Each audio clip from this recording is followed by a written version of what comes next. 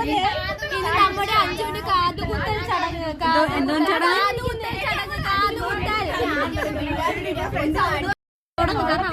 Correct തന്നെ എല്ലാം നല്ലല്ലോ.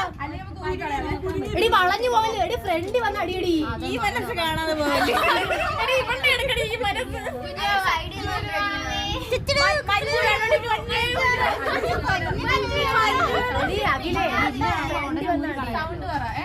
സൈഡിൽ നിന്ന് അടി. ഒന്നുമില്ല ഒന്നുമില്ല. എടി ഞെക്കടി അങ്ങോട്ട്.